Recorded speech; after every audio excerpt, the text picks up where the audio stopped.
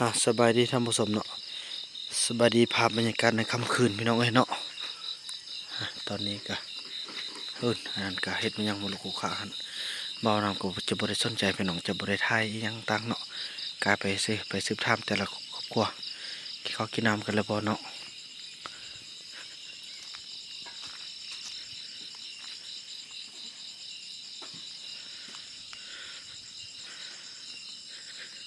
อีบุญหลอดน้องติ๊กนอนละเนอะนอนละที่เนาะอันนี้แห่สายเขานี่ก็เป็นการช่วยเหลือของบาวบุญนำเลยพี่น้องเร่งเวียกเนาะให้มันแล้วมื้อนกระทางเมืองมันก็สิลงมากดเวียกละ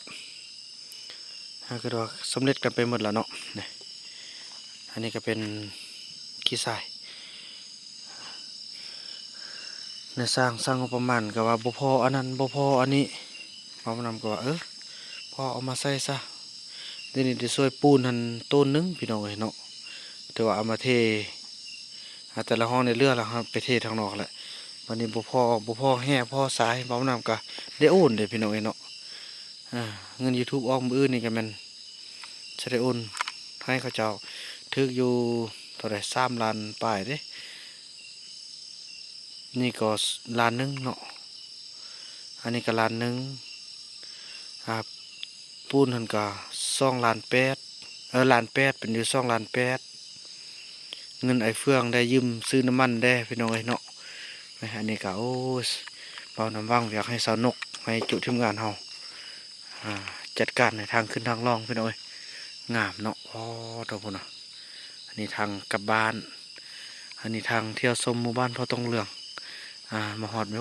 กวางกว่าเก่าได้พี่น้องเอ้ยเนาะสุดยอดเลยภาพบรรยากาศในค่ำคืนเนาะแต่ละมือทุกคนก็ถือว่าเฮ็ดเวียกหนักขนาดพี่น้องเอ้ยเกี่ยมต้อนรับวันสำคัญเนาะที่ใกล้จะมาถึงนอนกันเลยบ่สาธิตคอยนี่นอนแล้วพี่น้องเอ้ยป้าโธ่จะได้ซ่อนอันนั้นไม่เครื่องอันนั้นไม่ย่างเลยก่อน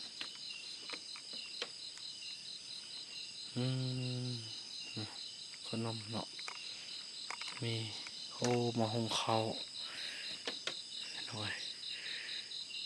ส่วนบ่าวนู่นนั่นก็ไปนำหาพ่อหาแม่นำหาทุกคนพี่น้องเนาะให้มาร่วมงาน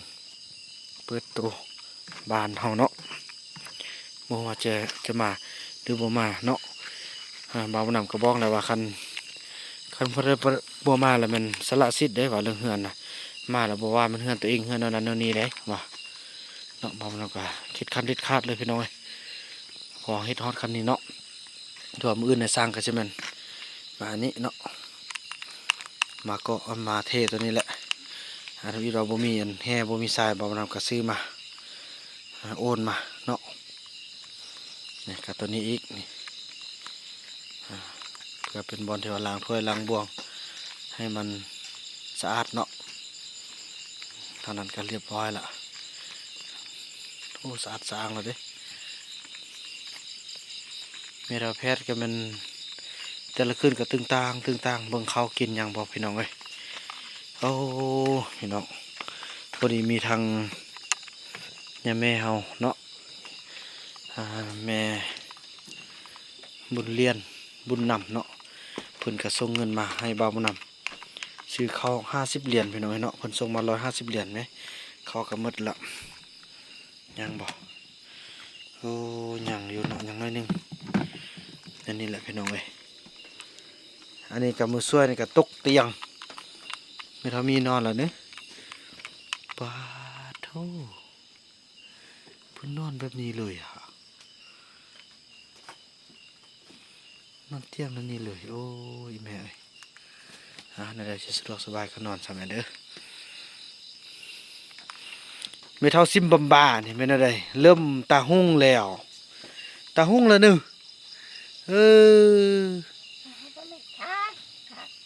วิ่งไปใส่แก็บนี่เพื่อนย่วงบักหุ่งเราจะเอายังพี่น้อยบ่เป็นเบาเนาะไฟใส่นี่ได้เขาซื้อทานมากเลยมัน เปิดปะหมดคืนเลยพี่น้องเอ้ยเนาะไฟนี่ก็มีเนี่ยพี่น้องเอ้ยนี่ไฟนี่ก็มีย่อมมันก็ฮู้แต่ว่าอันนี้น่ะเปิดปะย่องใส่ตัวเองพี่น้องเอ้ยบ่สั่งสิว่าเลยนอนเด้อเอ็มเขียมอนามัยเก็บย่องตั้งให้นั่นเด้พี่น้องเอ้ยเพราะว่างานก็ใกล้เข้ามาโอ้แม่ทางแพทย์นี่เหม็นพี่น้องเอ้ยเหม็นเครื่องเก่าแต่เดี๋ยวนี้เราอาบแล้วเนาะอาบแล้วแต่หักเหม็นอย่างซ้ำลังนี่บ่ได้เทมื้ออื่นจะมาเทเนาะเทมันหมดนี่อัปเดตกันเนาะพี่น้องเนาะอัปเดตมื้อค่ำมื้อคืนอันนี้ก็เป็นต่อไฟเอาเฮ็ดแล้วนี่ในตอนนั้นสิเอาดินจี้มาก่อพี่น้องเนาะเบาหน่อยจะเอาดินจี้มาก่อให้เขาเจ้ามาก่อให้ดินจี้มาก่อแล้วก็อิฐมันก็ยังทับได้เนาะนี่อันนี้สำเร็จแล้วพี่น้องเอ้ยโอ้บ่ได้ไปซ่อนไอ้คุณที่ขี่รถทีเพิ่นเนาะนี่สำเร็จแล้วบนหลังถ้วยเนาะพี่น้องเนาะนี่สำเร็จหมดแล้วคุณรถทิพย์ไอคุณพาเธองามขนาดเลยโอ้ยจังได้บรรดานุ่มๆเบิ่งคลิปอันเฮ็ดเฮือนแม่เบิ่งคลิปเฮ็ดเฮือนฮะเบิ่งเลือนแปลกเห็นอันนี้ก็แล้วนะพี่น้องเนาะยังแต่ซ้อยังแต่ซ้ำหลังหมดแล้วเนาะนี่มาอัปเดตข่าวพี่น้องไอ้เนาะให้ทุกคนได้เบิ่งกันนี่สำเร็จพร้อมใส่แล้วได้นี่นะ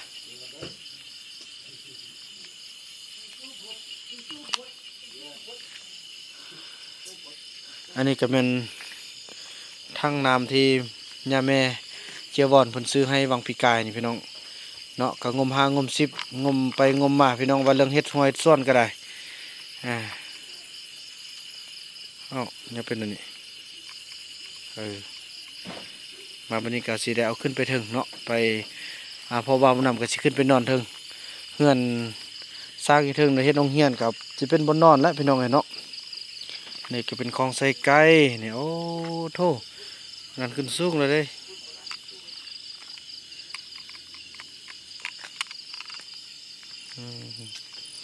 ไปเบิ่งห้องน้ำเฮาพี่น้องเอ้ยมื้อยามค่ำคืนเลยเนาะพากันกินข้าวแล้วบ่โอ้ต้นไม้นี่อันนั้นเนาะ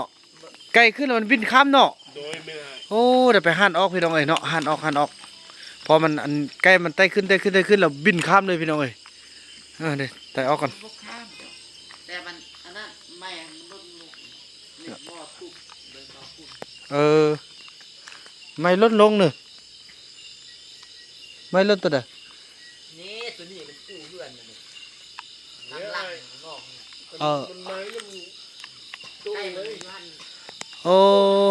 ไก่มันนี่ละมันโดดเลยบ่โอ้เดี๋ยวตัดออกเนาะ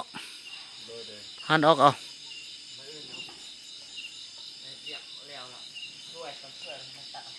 โอ้ยมื้อนี่บ่แล้วง่ายดอกเวียกเฮาเลยมีช่องหน้าเดิมอื่นนึ่งละทางเบิ่งเวียกมื้ออื่นเด้อสิแจ้งอาศัยซ่องเคยนี่แหละเด้อผู้อื่นมันก็คือเฮาฮู้แหละลูกตื่นเช้าแล้วพากันกินข้าวกินน้ำแล้วพากันขึ้นไปทางบนจอดรถเนาะแล้วก็ทางลงซอดลุ่มมันเด้อแคมทางแล้วก็ทางกลางกับทางมันเด้อขออันนั้นไหมมันรถจอดรถหน้าสิขึ้นมาเด้แล้วก็ฮอดทางพุ่นแล้วบัดนี้หลังจากฮอดพุ่นแล้วก็เวียกต้นแรงตัดใบตอง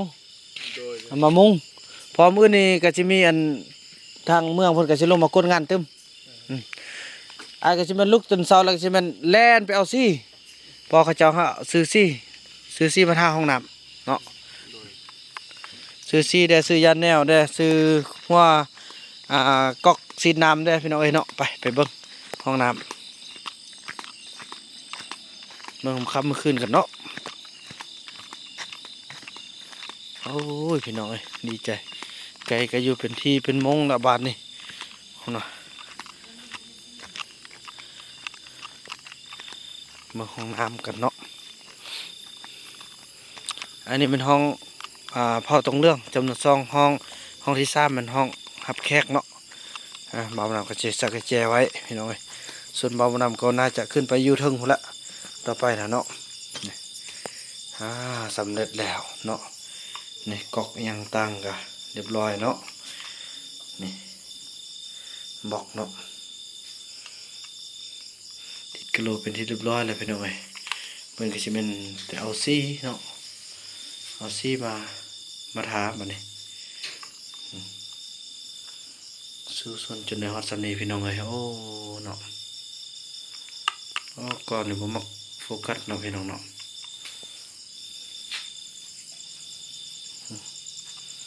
ห้องที่2นี่พี่น้องเอ้ยสำเร็จห้องที่2เนาะ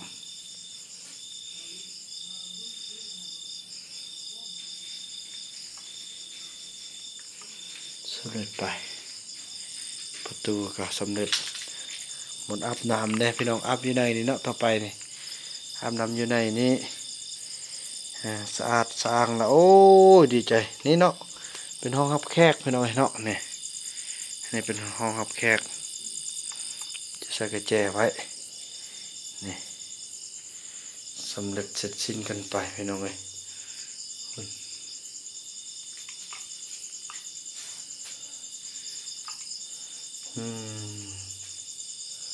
ตัวก็งามกันแล้ว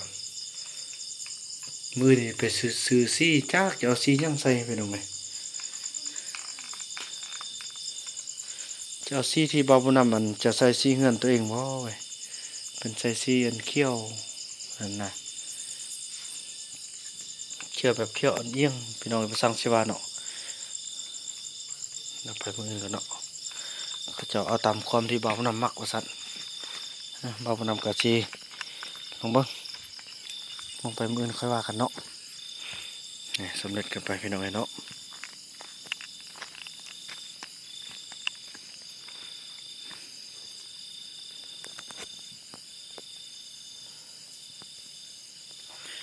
ถือว่านั้นแหละพี่น้องเนาะถือว่าคลิปนี้บอมนำจะขออนุญาตจบคลิปกันเพียงสำนี้ก่อนพี่น้องเนาะแล้วก็พบกันใหม่ในคลิปต่อไปเด้อคลิปนี้บอมนำขอกล่าวคำว่าสบายดี